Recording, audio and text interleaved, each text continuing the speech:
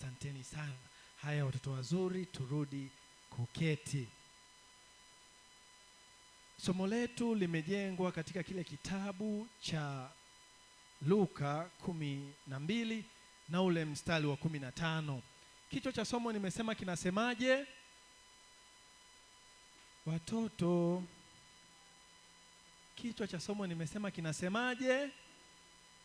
Tabia hii sio yangu. Somo hili limejengwa katika kile kitabu cha Luka 12 na ule mstari wa 15. Neno la Mungu linasema, angalieni, jihadharini na kila namna ya tamaa, kwa maana maisha ya mtu hayamo katika wingi wa vitu alivyo navyo. Jihadharini kwa maana jihadharini kwa maana maisha ya mtu hayamo katika wingi wa vitu alivyo navyo. Jambo ambalo tunapaswa kujifunza katika somo hili, jambo la kwanza, tunapaswa kuwafundisha watoto namna ambavyo wanapaswa kutambua tabia njema na tabia isiyo njema. Hilo ni jambo la kwanza ambalo tunapaswa kulitambua, na hasa kwa wazazi na walezi.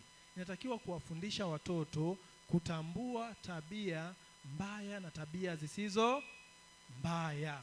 Watoto, tunazifahamu tabia mbaya.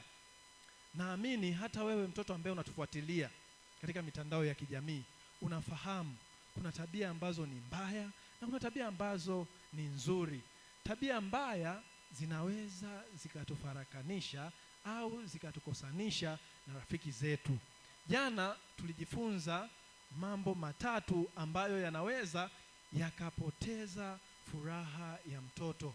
Tukajifunza ya kwamba kuna wivu, kuna tamaa, kuna ugomvi. Hivyo ni vitu ambavyo vinaweza vikapoteza furaha ya mtoto. Lakini kitu kingine ambacho tunapaswa kujifunza, watoto, kila mmoja aseme, watoto tupo. Aha, sasa kila mmoja atarudia kauli hii. Sawa? Mnisikilize vizuri. Mara ya mwisho tulijifunza